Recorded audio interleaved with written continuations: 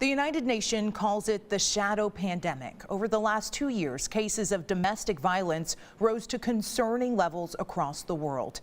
It was no different here in Central Texas. I took a look at the numbers and shared the story of one woman who turned her pain into her purpose. It's still a crime that a lot of people don't want to talk about. Domestic violence is all around us. Behind closed doors, millions are suffering at the hands of someone close to them. I think that we probably all know someone. And I think that's the thing about it is domestic violence doesn't discriminate. The numbers may come as a shock to some. Nearly 20 people every minute are physically abused by an intimate partner in the U.S., according to the National Coalition Against Domestic Violence. That adds up to 10 million men and women a year, but that number could be even higher. When we talk about domestic violence, we can throw out statistics all day long, but there's still that kind of dark figure of crime because some of it is not reported. But here's what we do know. Domestic violence went up during the pandemic. In Waco from 2019 to 2021, there was a 3% increase in family violence. In Temple, cases went up in 2020, then back down. Killeen saw the largest increase. From 2019 to 2021, cases jumped almost 29%. So what we've seen, especially in the last 2 years, and especially in the last year, we've seen a 69% increase in the number of calls that we had and the number of clients. Misty Biddick is the executive director of Aware Central Texas. The nonprofit provides financial resources to those trying to escape dangerous situations.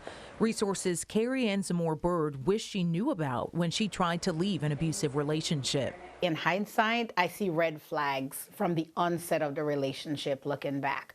But we had a 14-year marriage, of which was domestic violence from the very beginning. She and her ex-husband were college sweethearts. Zamore Bird says he was an officer in the military, so they moved around a lot, leaving her isolated from friends and family. And I remember looking around at all the pictures on the wall and thinking to myself, this is not real. Right? This image that we had created, it's not real. Even though she was suffering, it took her a while for her to realize she was, in fact, a victim. When you think about a victim of domestic violence, you don't think about individuals with master's degree who are officers in the military. That's not the image.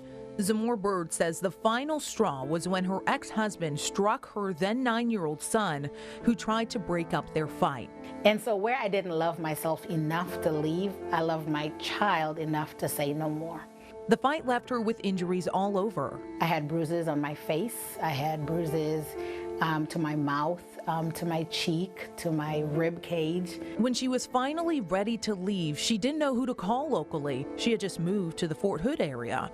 So Zamore Bird says she reached out to sorority sisters across the country. And so it was even scarier, right, going through the situation here, not knowing anyone. Sergeant Carrie Ann Harris with the Killeen Police Department realizes this is common for this area. So we see a lot of those instances as well where they have no support, so they feel like this is where they have to stay because the abuser is the only support that they have.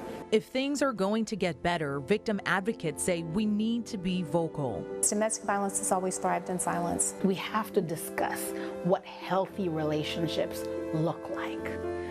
In churches, in schools, in different agencies, and also create safe spaces so that victims feel comfortable coming forward.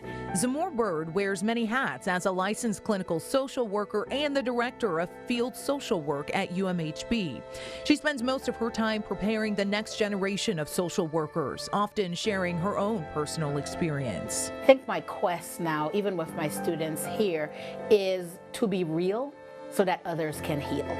She's also an author, a playwright, and a screenwriter, sharing her darkest days as a way to educate the public. To really tell the story and give a picture of what domestic violence looked like, from the verbal, the emotional, to the physical.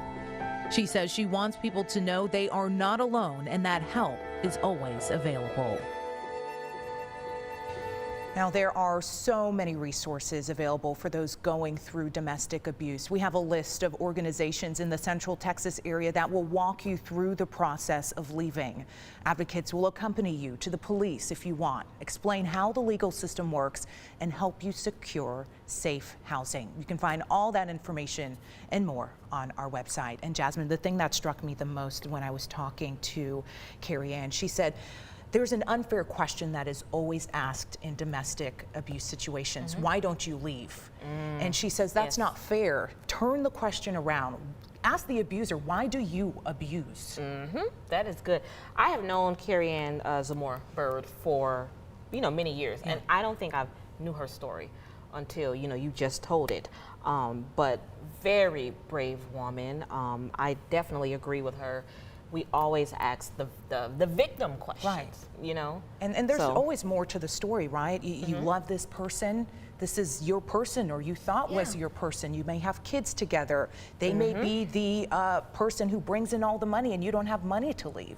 So I just want ladies and men out there to know, if you are getting abused, there are resources here in Texas. Carrie Ann says she didn't know about that when she moved here. And so I do not want anyone else to be in that same situation. For sure. Get help. Yeah, please find those resources on our website.